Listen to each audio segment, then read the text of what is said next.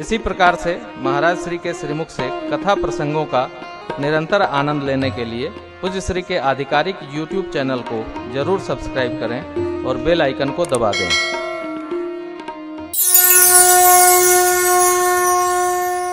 माताएं बहुत सारा प्रश्न कर रही हैं, ऐसा होगा वैसा होगा। कुछ ना होगा यार, केवल भगवान के हो जाओ। संसार का होकर अब देखे, अरे भगवान का होकर भी देखो। देखो हम भगवान के जिस क्षण हो गए जन सर्वस। केवट जी ने क्या कहा, प्रभु हम आपके हैं, पांव धुलवा लीजिए, पार उतर जाइए। भगवान ने कृपा कर दी। अब भगवान का होकर देखो, भगवान के हो जाओ, बस किसी के ना हो। जिस क्षण हम भगवान के होते हैं तो भगवान, जब हम किसी के होते हैं ना तो उसका सब कुछ हमारा हो जाता है। यह नहीं सोचना है, होकर देखो। देखो लीला क्या बढ़ रही, ऐसा बढ़ गई। अब मेरे प्रभु ने जो बात कही उसको थोड़ा गा लीजिए, बड़ा प्रिय है, बहुत अच्छा है। सुनहु सखा निज कहमु सुभा, जान भुषुंडी शंभु गिरिजा, जो नर होई चराचर जो, आवे सभय शरण तकियो,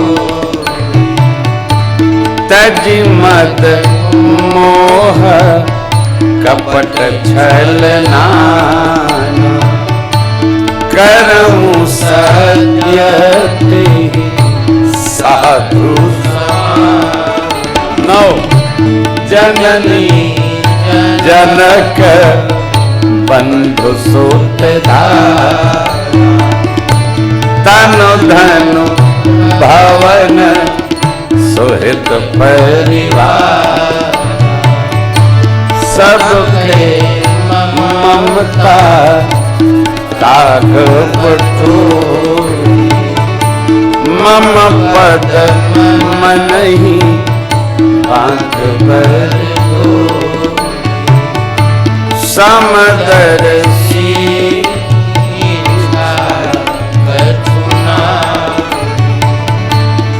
हर्ष शोक भय नहीं मन मारे, अस सज्जन मम उर्वश लोभी हृदय बसे तुम सारिखे संत प्रिय हो, धर्म नहीं आननी हो, धर्म नहीं आननी हो। प्रभु ने अपना स्वभाव बताया। हमारा आपका प्रेम इन 9 में बिखरा है। जननी, जनक, बंधु, सुत, दारा, पत्नी, तन, धन, भवन, सुहृद परिवारा। इनमें कई लोग इसको 10 गिनते हैं, कई लोग इसको जननी जनक को 1 मान लेते हैं। तो 10 मानिए कि 9 मानिए, इन्हीं में हमारा प्रेम बिखरा पड़ा है। प्रभु कहते हैं सबके प्रेम की रस्सी समेट कर मोटी रस्सी बना के मन से मेरे चरण में जो बांध दे, समदर्शी भाव हो जाएगा। न हर्ष होगा, न भय होगा, न शोक होगा, क्योंकि उसका मन तो मेरे चरण में लगा है। हर्ष शोक भय नहीं मन अस सज्जन। ऐसा सज्जन मेरे हृदय में कैसे बसता है? जैसे लोभी के हृदय में धन बसता है। विभीषण जी, आप जैसे सज्जन हमको अतिशय प्रिय हैं। तुम सारिखे संत प्रिय मोरे। विभीषण जी को सज्जन भी कहा प्रभु ने और संत भी कहा है। आप जैसों के लिए ही हमने शरीर धारण किया और किसी के लिए नहीं। आप देखिए परमात्मा ने तीसरी बात कही, लाला सगुण उपासक पर हित निरत नीति दृढ़ नेम ते नर प्राण समानम जिनके द्विज पूजा पाठ क्या होना, यही पूजा पाठ। सगुण उपासक भगवान के श्रीमुख वचन है, सगुण उपासना करनी चाहिए, परहित करना चाहिए, नेम पूर्वक प्रभु प्रेम प्रभु भजन स्मरण पूजन ध्यान जप तप करना चाहिए। वो मेरे को प्राण के समान प्रिय है जिनका ब्राह्मणों साधु संतों साधकों में प्रेम है, जिनके द्विज पद प्रेम। भगवान श्री अवध से पहली यात्रा यज्ञ रक्षा के लिए की। यज्ञ भगवान का प्राण है, यज्ञ भगवान का मूल है। विभीषण जी की कितनी निंदा लोग करते हैं, अरे जानते वानते कुछ है नहीं, जो चाहे सो बोल देते। प्रभु के श्रीमुख वचन है भैया, दूसरा कहे तो हल्का होगा। तुम सारिखे संत प्रियम, आप सज्जन हो अस सज्जन मम और बस। भगवान कहते हैं मैं आपका स्वभाव जानता हूं। सुन लंकेश सकल गुण तो ताते तुम अतिशय राम बचन सुने बानर सकल कहीं जय। राजा रामचंद्र भगवान की जय हो जय हो जय हो। विभीषण जी सुनत विभीषण प्रभु के नहीं अघात श्रवणामृत पदयम्बुज गई पारहि पारा हृदय यमातन प्रेम सुनहु देव सचराचर स्वामी प्रणत पाल उरयंतर और कछु प्रथम वासना प्रभु पद प्रीति सहित अब कृपाल निज भगति पावनी देहु सदा शिव मन एवमस्तु कहि प्रभुरन धीरा मांगा तुरत सिंधु कर यद्यपि सखा तव मोर दरस यमोघ अस कहि राम तिलक तेहि सारा आयस कहि राम तिलक प्रभु रावण क्रोधय नल निज श्वास समीर प्रचंड जरत विभीषण राख्यो दीन ओ राज जो संपत्ति शिवरावन ही दीन दिए दसमा सोई संपदा विभीषण ही सकोच दीन।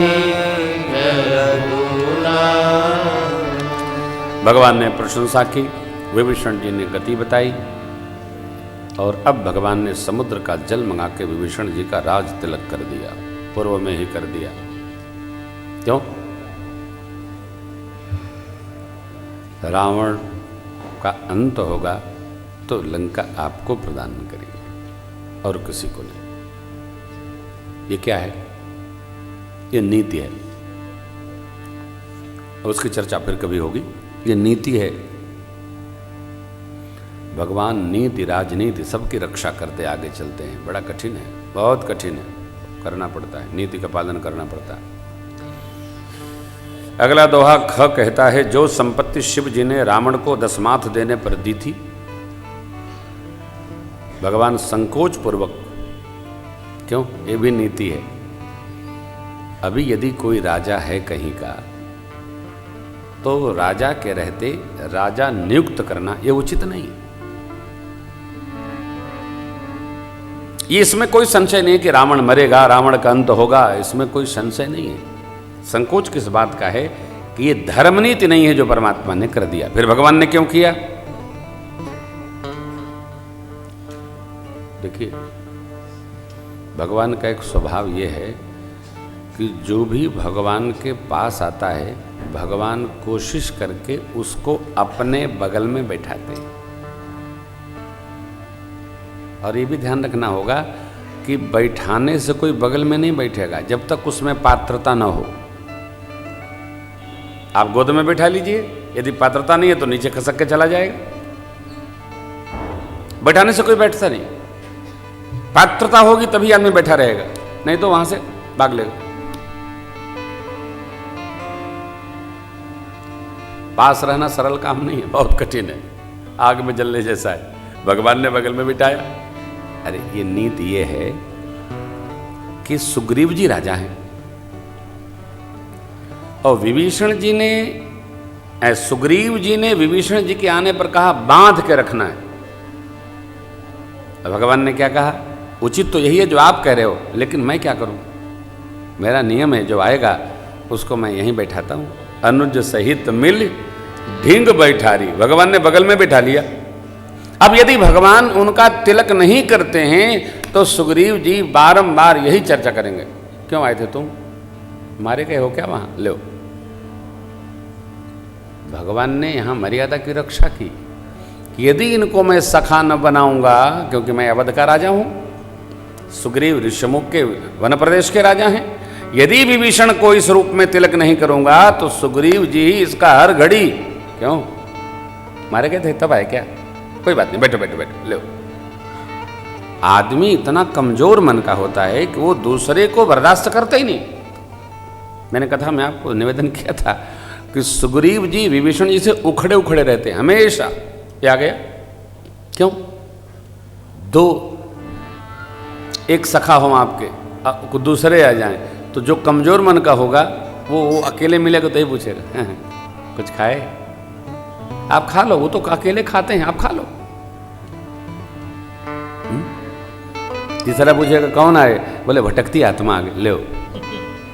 यानी कोई भी, अब यदि कमजोर मन है तो दूसरे को हम बर्दाश्त नहीं कर सकते। अरे अपने प्रेम पर भरोसा रखो, दूसरे को भी आपसे प्रेम मिले, बढ़ जाए। भगवान ने सबको समेटने के लिए सुग्रीव जी के बराबर रखने के लिए विभीषण जी को तिलक कैसे दिया? तो संकोच के साथ दिया। ऐसा नहीं करना, फिर भी प्रभु ने किया। प्रभु की लीला प्रभु ही जाने, जहां समझ में न आए प्रणाम कर लिया करो। जय जय।